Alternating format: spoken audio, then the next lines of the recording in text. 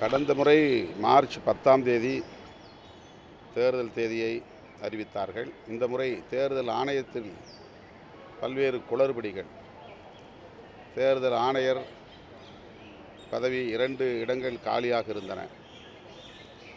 அதனால் ஏற்பட்ட குளறுபடிகள் ஒரு வார கால தாமதமாக அறிவிக்க நேர்ந்திருக்கிறது. ஆனாலும் கடந்த முறை முதல் கட்ட வாக்குப்பதிவில் தமிழ்நாட்டை இணைத்ததைப் போல இந்த முறையும் முதல் கட்ட வாக்குப்பதிவிலேயே தமிழ்நாட்டுக்கு வாய்ப்பை தந்திருக்கிறார்கள். வேட்புமனு தாக்கல் செய்வதற்கு இடைவெளி 3 நாட்கள் உள்ளன. இன்னும் தமிழ்நாட்டில் உள்ள பிஜேபி கூட்டணியே அமைக்கவில்லை. அதிமுக கூட்டணியை அமைக்கவில்லை. இவ்வளவு நெருக்கடியான ஒரு சூழலில் ஒரு வார கால இடைவெளி கூட தராமல் தமிழ்நாட்டுக்கு தேர்தல் தேதியை அறிவித்திருக்கிறார்கள். வட மாநிலங்களில் மகாராஷ்டிரா உள்ளிட்ட பல மாநிலங்களில், பீகார், உத்தரப்பிரதேஷ் போன்ற ஒரே மாநிலங்களில் 3 அல்லது 4 கட்ட தேர்தல்களை, 7 கட்ட தேர்தல் கூட ஒரு சில மாநிலங்களில் அறிவித்திருக்கிறார்கள். தமிழ்நாட்டில் ஒரே நாள் ஒரே கட்ட வாக்குப்பதிவு. இதில் ஏதோ அரசியல் தலையீடு இருப்பதை உணர முடிகிறது. தமிழ்நாட்டை குறிவைத்து தான் அரசியல் காய்களை நகர்த்துகிறார்கள் என்பதற்கு தேர்தல் ஆணையத்தின் அறிவிப்பே நமக்கு ஒரு சான்றாக இருக்கிறது. அடுத்து எதிர்க்கட்சிகள் விடுத்த கோரிக்கையை, பொதுமக்களின் கோரிக்கையை ஒரு பொருட்டாக மதிக்கவில்லை தேர்தல் ஆணையம். மின்னணு வாக்குப்பதிவு எந்திரங்களோடு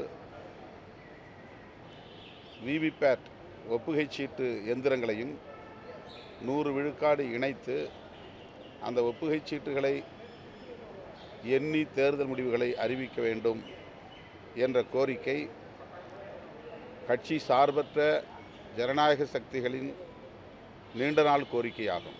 தொடர்ந்து அதை வலியுறுத்தி போராடி வந்திருக்கிறார்கள். இந்தியா கூட்டணியும் இந்த தீர்மானத்தை நிறைவேற்றியிருக்கிறது. ஆனால் தேர்தல் ஆணையம் அதை ஒரு பொருட்டாகவே எடுத்துக்கொள்ளவில்லை. அது குறித்து எந்த விளக்கத்தையும் தரவில்லை. செய்தியாளர்கள் எழுப்பிய கேள்விக்கு கூட தலைமை தேர்தல் ஆணையர் பதில் சொல்லாமலேயே கடந்து போகிறார். மூன்றாவது, முதல் கட்ட வாக்குப்பதிவுக்கும் 7ஆம் கட்ட வாக்குப்பதிவுக்கும் மிகப்பெரிய இடைவெளி இருக்கிறது.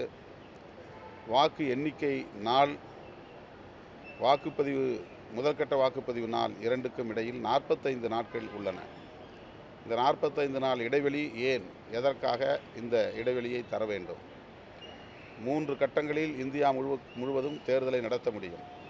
ஒரு காலத்தில் அனைத்து நாடாளுமன்ற தொகுதிகளிலும் ஒரே நாளில் 2 தேர்தல்களையும் நடத்திய வரலாறு இந்தியாவுக்கு உண்டு. அதாவது சட்டமன்ற தேர்தல், நாடாளுமன்ற தேர்தல், 2 தேர்தல்களையும் இந்தியா முழுவதும் ஒரே நாளில் வாக்குப்பதிவு செய்யக்கூடிய வகையில் எல்லா உட்கட்டமைப்பு வசதிகளையும் கொண்ட ஒரு ஆணையம்தான் இந்திய தேர்தல் ஆணையம்.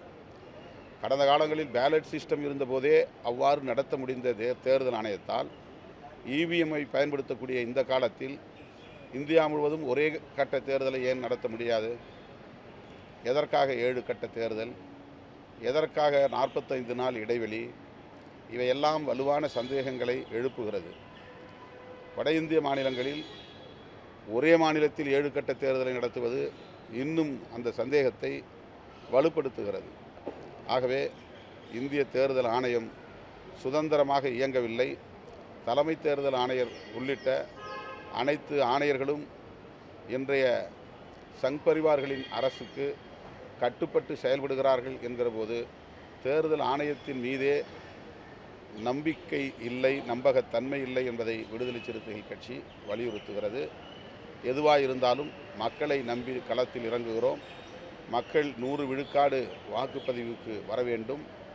67 விழுக்காடு என்கிற வகையிலே வாக்குப்பதிவு இருக்கக்கூடாது. இந்த தேர்தல் நாட்டை பாதுகாப்பதற்கான ஒரு கருத்தியல் யுத்தத்தை சந்திக்கிற தேர்தலாக இருக்கிறது.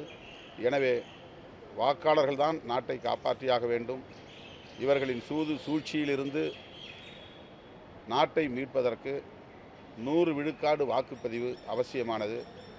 ஆகவே தேர்தல் ஆணையத்தை நம்பி நாம் களமிறங்கவில்லை, மக்களை நம்பி களமிறங்குகிறோம். தேர்தல்